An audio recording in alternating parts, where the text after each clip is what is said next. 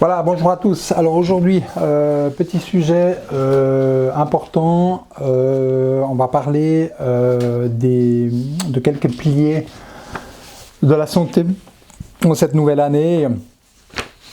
Donc, pilier important de la santé, on va reprendre quelques piliers fondamentaux en santé naturelle. Voilà, donc premier principe c'est voilà, de pilier de la santé, je dirais fondamental, que ton aliment soit ton premier médicament, hein. Donc on fait juste une petite piqûre de rappel. Alors voilà, donc en alimentation, maintenant il faut essayer de pouvoir alléger son système digestif. Donc de pouvoir améliorer la qualité des produits, hein. Donc ça c'est fondamental. Et puis d'avoir un apport suffisant en macro et en micronutriments, et puis pour éviter les carences, et puis d'éviter surtout les surcharges alimentaires qui vont se transformer de toute façon en déchets, en toxines, qui vont nous encrasser de manière importante. Voilà. Donc ce premier principe, il est fondamental, et puis la clé c'est surtout de pouvoir éviter des lourdeurs digestives. Donc si vous faites un repas et puis qu'après vous avez mal au ventre, mal à l'estomac, et c'est que vous êtes soit vous êtes dans un mode compulsion alimentaire, soit vous êtes dans une nutrition qui n'est pas adaptée, hein. Voilà, donc quand vous faites un repas, il ne doit y avoir aucune gêne alimentaire, il ne doit y avoir aucune gêne digestive, il ne doit y avoir aucune douleur, rien du tout, hein. Voilà, donc si vous avez ce genre de symptômes de gaz, de ballonnement, de choses comme ça, vous devez traiter ça. Vous ne pouvez pas laisser faire ça et vivre pendant des mois avec des symptômes digestifs. C'est pas possible. Parce que si vous laissez traîner des symptômes digestifs, c'est la porte d'entrée à tout ce que vous pouvez imaginer comme pathologie qui peut suivre derrière. Que ce soit des maladies auto-immunes, des inflammations en tout genre, des cancers, voilà, tout ce que vous pouvez imaginer derrière. Voilà. Donc, dans le côté pratique, ce que moi je conseille, bon, bien sûr, une alimentation la plus biologique possible, et puis de travailler quand même avec un minimum de combinaisons alimentaires. Donc, pour faire très simple, moi je recommande en tout cas de faire du jeûne intermittent, de faire 2 repas par jour. Même si on est sportif, 2 repas par jour suffisent. Donc, si vous faites un premier repas, voilà, conséquent, hein, voilà, vous pouvez faire un repas en mélangeant par exemple pour quelqu'un qui a besoin quand même d'un apport glucidique, hein, donc conséquent, vous pouvez faire un repas quand même avec un certain mélange. Vous pouvez mélanger des glucides et des protéines et du gras, ça il n'y a pas de souci. Mais au deuxième repas qui va suivre, on essaie quand même de faire un peu de dissocié pour améliorer la digestibilité. Donc moi je suis voilà, je suis un partisan du régime cétogène, mais pas strict. Ça veut dire que on peut apporter un peu de glucides dans la journée, mais on peut faire un repas sans rien du tout. Donc en apportant du gras et des protéines et un peu de légumes, moi ça me va bien. Voilà. Moi je pense que cette solution est la plus idéale entre guillemets pour l'aspect social, l'aspect convivial. Ça veut dire faire un régime cétogène à vie, c'est quand même beaucoup de privation. Au niveau social, vous pouvez pas être invité, vous avez envie d'un resto, voilà, c'est très pénalisant. Et puis le souci qu'on pourrait avoir dans un régime où on coupe vraiment tous les glucides possibles, alors bien sûr on arrivera à un effet thérapeutique avec la cétose, une cétose qui est continue, mais le souci c'est qu'on risque d'avoir, c'est qu'un jour si vous reprenez un peu les glucides, vous allez regonfler après comme une baudruche. C'est pas l'intention, quoi. Donc je pense que tout système alimentaire doit rester dans une proportion acceptable. Je sais bien que les glucides c'est pas la solution d'en consommer trop, mais de les couper complètement à vie, c'est quand même discutable et ça pourrait amener à certaines fentes musculaires sur le très long terme. et puis on n'a encore pas vraiment vu les effets sur le très très long terme d'un régime cétogène. Alors si on est l'épileptique, si on a vraiment par exemple une génétique ApoE2 par exemple, c'est des génétiques qui montrent qu'ils ne supportent pas les glucides, eh bien ça peut se discuter. Voilà.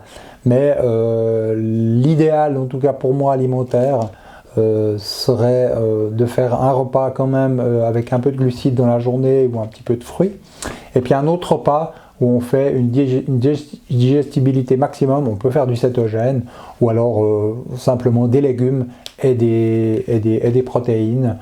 Si on n'est pas forcément obligé de prendre du gras, mais d'avoir un repas qui est le plus digeste. Moi en tout cas c'est ce que je fais. Donc j'ai un repas toujours dans la journée où il y a un peu de glucides, et puis l'autre repas où j'ai 0 glucides, où c'est principalement des légumes et une protéine animale. Voilà. Donc avec ça, avec ce système alimentaire, quand vous faites ça, quand vous enlevez les glucides à un repas, vous avez vraiment un allègement digestif qui se fait voilà, dans la journée. Vous n'êtes pas alourdi du tout. Et puis ça vous permet quand même d'avoir une activité physique parce que vous avez quand même un apport de glucides dans la journée. Vous avez, voilà, vous mangez quand même un peu de glucides, hein, que ça soit un peu de pommes de terre. Voilà. Alors les céréales, je ne suis pas forcément un fan de ça, j'en consomme très peu. Mais vous pouvez avoir un petit peu de pommes de terre, vous pouvez avoir un petit peu de carottes qui sont un peu des glucides, hein, voilà. Et puis vous pouvez manger de temps en temps un carré de chocolat, manger un fruit, voilà, donc tout ça c'est gérable. Donc pour moi la digestibilité elle est importante dans l'alimentation, et voilà, de faire un repas comme ça fractionné, où on enlève un glucide en tout cas à un repas, et ça permet vraiment d'améliorer le côté digestif, et puis surtout de faire attention à la mastication, de bien mastiquer les aliments, et puis vraiment de manger à des heures qui sont avant 20h par exemple, entre 6h et 7h30 c'est l'idéal. Voilà. Donc premier pilier, l'alimentation. Il est important de se rappeler ça, d'avoir une alimentation la plus bio possible, la plus propre possible, et puis avec toujours comme idée d'avoir à chaque repas des légumes. Ça c'est fondamental, on ne déroge pas. Le régime cétogène, on peut discuter parce qu'il y a souvent un manque de légumes. Donc ça pourrait être délétère. Donc on essaie vraiment d'apporter des légumes à chaque repas. C'est important, c'est des micronutriments, c'est du ballast. Notre microbiote a besoin de légumes, et puis on construit autour de ça les protéines animales, et puis éventuellement un peu de glucides, pour autant qu'on le digère bien, qu'on le tolère bien. Ça c'est un conseil de manière générale. Si vous avez une digestion qui est vraiment très mauvaise, eh bien là les glucides devront être en tout cas vraiment fortement diminués pendant que vous puissiez voilà, traiter votre intestin, améliorer s'il y a des gaz et des ballonnements. On sait que c'est les glucides qui sont responsables, donc là on les diminuera. On fera quand même un travail d'assainissement du tube digestif avec voilà, des choses qui vont désinfecter le tube digestif. S'il y a des pathogènes, il va falloir traiter les pathogènes, ça c'est important de traiter cet aspect-là. Voilà, donc premier principe alimentaire, ça c'est un des piliers de la santé. Voilà, donc en cette année 2024, moi je vous conseille vraiment de pouvoir améliorer votre alimentation, d'éviter par exemple des produits industriels, hein, de couper ça. Voilà, de diminuer les sucres rapides par exemple, c'est des conseils simples, hein, voilà, mais c'est pas compliqué à mettre en place. Voilà. Deuxième point important, qui est l'activité physique. Donc l'activité physique, elle est tellement bénéfique pour tout, hein, que ce soit la stimulation cardiovasculaire, tout ce qui est amélioration de la circulation sanguine, circulation lymphatique, élimination des déchets, des toxines, hein, vous remettez du mouvement dans votre corps, hein. Donc vous augmentez la mitochondrie, donc la réserve énergétique de vos cellules, hein. Vous augmentez les mitochondries dans les cellules, donc vous augmentez votre énergie, votre capacité physique énergétique augmente avec une pratique régulière physique, hein. L'activité physique permet une oxygénation générale de tout l'organisme, une purification du sang. Donc l'exercice physique est autant important que l'alimentation. Et les gens n'ont pas compris ça. Donc je dirais dans le minimum, du minimum, c'est 3 fois 45 minutes d'exercice physique. Alors c'est pas juste aller marcher. L'exercice physique doit avoir un léger essoufflement. Donc voilà, donc ça c'est fondamental d'avoir une activité physique. Donc c'est des principes clés de base. Voilà, si vous n'aimez pas le sport, ben vous devez quand même un petit peu vous pousser et puis faites à la limite du sport collectif. Vous allez dans une salle, alors je ne suis pas un fan des salles, mais voilà, mettez-vous avec des gens qui pratiquent le même sport, bougez, inscrivez-vous dans n'importe quel sport, mais il faut une activité physique. Voilà. On peut aussi faire du HIIT, hein, donc de l'intensité un peu maximum. Alors là, on réduit le temps, on peut faire 5 à 10 minutes, pas plus, et puis c'est aussi valable de faire ça. On peut faire vraiment minimum, c'est 3 fois par semaine 45 minutes, mais si on fait du HIIT, on peut faire 3 ou 4 fois du HIIT par semaine, une haute intensité, avec une petite pause, une haute intensité, une petite pause. On peut même faire ça dans un escalier, hein. Imaginons on est dans une ville, ça va aussi, on a de quoi faire. Donc activité physique, c'est fondamental à tous les aspects, hein, que ce soit sur le squelette, le muscle, voilà, à tout niveau. Je veux dire, l'activité physique va aider l'organisme à mieux fonctionner, à mieux éliminer les déchets. Et aussi on a l'aspect mental, ça va stimuler les endorphines, donc on va se sentir bien après le sport, on va augmenter sa confiance en soi, on va avoir un calme, un apaisement, voilà, et puis on a une sensation aussi que on est bien, quoi. Physiquement, on sait qu'on peut faire un certain effort et qu'on ne va pas être fatigué. Voilà. Donc voilà, deuxième principe, c'est l'exercice physique. Troisième principe, repos. Repos-sommeil, donc ça c'est vraiment un des piliers fondamentaux. Pendant la nuit, le corps se repose, les éliminations se font la nuit, donc on se régénère, on régénère ses organes pendant la nuit, hein. Toute la médecine chinoise, on parle bien, hein. Voilà, vous vous réveillez à telle heure la nuit, à 3 heures, vous savez que vous avez un problème de foie, donc essayez d'avoir un sommeil le plus réparateur possible. C'est aussi une des clés de santé, de récupérer de l'énergie, de renouveler ses organes, c'est fondamental. Voilà, donc on essaie de recommander vraiment de se coucher avant, plus tard à 11 heures, ça c'est idéal. Voilà, c'est idéal d'avoir minimum de 8 heures de repos, de sommeil, ça c'est vraiment l'idéal. Voilà, donc le repos pendant la nuit va permettre aux organes de se reposer, de se régénérer, voilà, de pouvoir récupérer de l'énergie pour la journée qui suit. Donc l'idée c'est vraiment d'avoir un coucher toujours à peu près à la même heure, et puis de pouvoir récupérer le plus possible et puis d'éviter les heures tardives. On évite aussi les films violents, les émotions trop importantes le soir qui peuvent aussi bloquer le sommeil. Donc le soir on est en mode ralenti. Voilà, donc ça c'est vraiment important. Voilà, d'avoir des périodes de repos.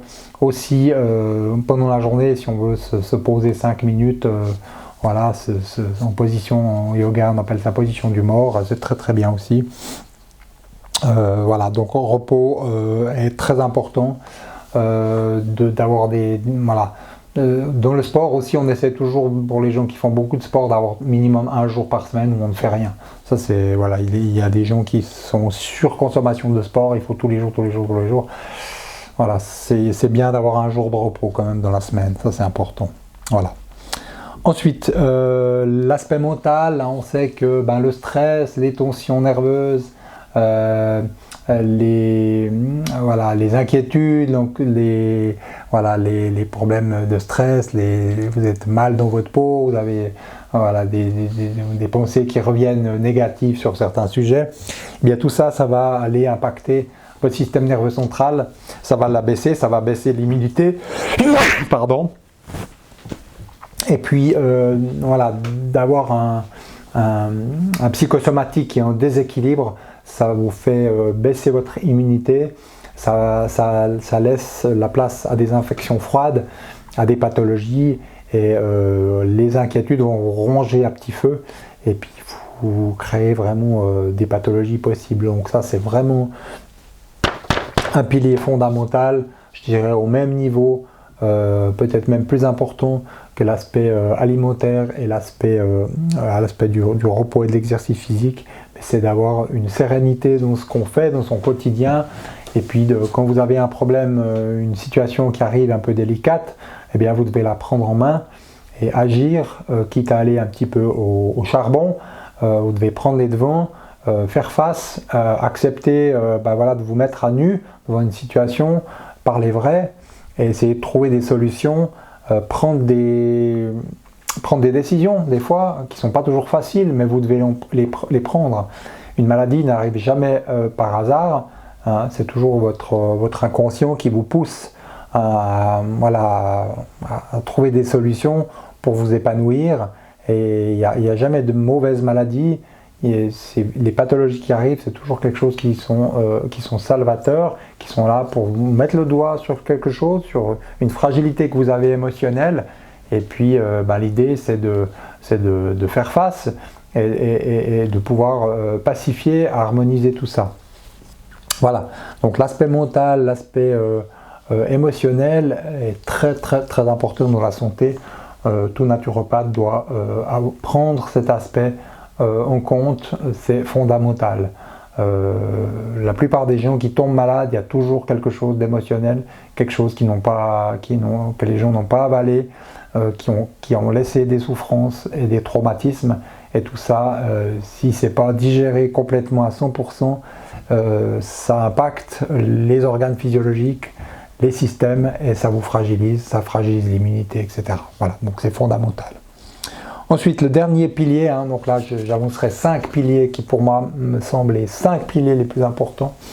Le 5e pilier, c'est la détoxication, la détoxination. L'être humain est chargé de déchets, de polluants, de toxines à non plus finir. Hein. Une des causes principales des pathologies des gens qu'on voit, c'est un encrassement cellulaire, un encrassement des émonctoires, des déchets qui surchargent l'organisme. Les poubelles se remplissent, mais elles ne se vident pas. Donc le meilleur moyen de vider les poubelles, c'est de mettre le système digestif au repos. Ça veut dire quoi? Ça veut dire c'est minimum 24 heures de jeûne par semaine, que ce soit du jeûne sec ou du jeûne à l'eau, peu importe, on fait une pause, c'est minimum de 24 heures par semaine. Moi, c'est vraiment ce que je fais. Je respecte vraiment ça. Je ne déroge pas. Ceux qui veulent aller plus loin, bien sûr, c'est du jeûne sec, c'est du 24 heures, c'est de 19h à 19h. Ceux qui veulent aller plus loin, c'est du jeûne sec de 36 heures, encore plus efficace. Et si vous faites ça, je peux vous assurer, chaque semaine, vous gardez une bonne santé, vous gardez un poids stable, et vous éliminez les toxines à mesure. Et surtout, c'est de regarder qu'est-ce que vous mettez dans votre assiette, parce que c'est ça qui crée les toxines. Après, vous avez aussi les toxines mentales, hein, donc vous êtes pollué par des gens qui vous envahissent, qui vous parasitent. Eh bien, tout ça, c'est des toxines aussi qui rentrent dans votre corps, qui vous fragilisent. Et puis, l'être humain doit jeûner. Hein, voilà, donc on doit faire des jeûnes secs ou des jeûnes à l'eau courts. Et si on en a l'occasion, ce que je recommande à chacun, c'est de faire des jeûnes secs chaque année. Je dirais minimum, c'est 7 jours de jeûne sec. L'intérêt du jeûne sec, c'est qu'il va plus vite. Donc vous gagnez beaucoup de temps. Hein. Un jeûne sec de 7 jours équivaut à peu près à 3 semaines. Hein, voilà, donc si vous faites une cure de jeûne sec chaque année de 7 jours, vous avez une protection de votre santé. Vous faites un nettoyage cellulaire, physiologique de vos cellules qui sont malades et sénescentes. Hein. Donc toutes ces cellules apoptotiques qui sont en apoptose, en mort cellulaire, vous les excrétez. Le jeûne sec, ma foi, est la meilleure méthode, hein, qu'on ne soit pas d'accord avec moi, il n'y a pas de souci, mais moi je le sais. Quand vous avez la méthode de détoxication la plus efficace au monde, bien plus efficace que toutes les plantes et de tout ce que vous pouvez imaginer, et il faut voilà, implémenter ça dans sa vie. En tout cas, moi c'est ce que j'ai implémenté. Je veux bien vivre, je veux avoir une bonne retraite, je veux pouvoir avoir une activité physique jusqu'à un âge avancé, je veux me maintenir en bonne santé. Donc se détoxiquer, le jeûne est le meilleur moyen actuellement, voilà, pour pouvoir justement se nettoyer, se régénérer, et puis avoir justement un effet aussi mental de repos, voilà, de sa conscience, de faire un break avec l'alimentation. En tout cas, moi, c'est 1 voire 2 fois par année que je le mets en place, et je recommande vraiment à chacun, en tout cas pour l'aspect préventif. S'il s'agit de l'aspect curatif, c'est autre chose. Là, une cure d'entretien par année, malheureusement, ne suffira pas. Ça ne fera pas de mal, hein, quand on a une pathologie, de jeûner chaque année. Mais quand on a une pathologie, il faut s'en occuper. Ça veut dire voir un thérapeute, gérer ça, trouver des solutions, regarder les maillons faibles, regarder les causes possibles de cette pathologie. Vous ne pouvez pas laisser traîner une pathologie, il faut qu'elle soit traitée. Et puis là, le jeûne sec est un très très bon moyen. Bien sûr, pas tout le monde peut jeûner à sec, ça se prépare. C'est pour ça que c'est toujours intéressant de voir un spécialiste avant de se lancer dans un jeûne sec long, de pouvoir déjà préparer en amont, voir s'il n'y a pas un truc qu'on n'aurait pas vu. S'il y a une infection, on peut déjà faire des choses en avant, améliorer le côté digestif, etc., etc. Prendre déjà des plantes un petit peu thérapeutiques. Et puis le jeûne sec finira le travail, ira vraiment avec les crises d'acidose. Hein. Vous avez à 2 niveaux thérapeutiques. Vous avez une première crise d'acidose qui travaille sur la tige de la maladie, hein, et puis la deuxième crise acidotique qui va aller travailler sur la racine de la maladie. Donc le jeûne sec est actuellement une méthode qui est curative, mais vous devez au minimum effectuer je dirais 2 cures dans l'intervalle de 6 mois pour espérer avoir un effet thérapeutique. Les gens qui viennent en faisant une seule cure et puis pensent avoir résolu tous leurs problèmes, voilà, c'est un petit peu une illusion. Voilà. Donc bien sûr ça fera pas de mal, hein, faire 7 jours de jeûne sec, si on a une pathologie, ça fera toujours du bien. Mais l'aspect curatif intervient avec un nombre de cures au minimum, je dirais, de 2, voire plus, suivant la personne, et ça doit être évalué, suivi, discuté. On doit suivre la personne. Si on voit une personne, on l'évalue, 3-4 mois plus tard, on regarde comment ça s'est passé, où l'on est, quelles sont les améliorations. On doit faire un suivi. Voilà. Donc ça, c'est pour les piliers de la santé. Voilà, et puis je vous souhaite à bientôt pour une prochaine vidéo. Bye bye.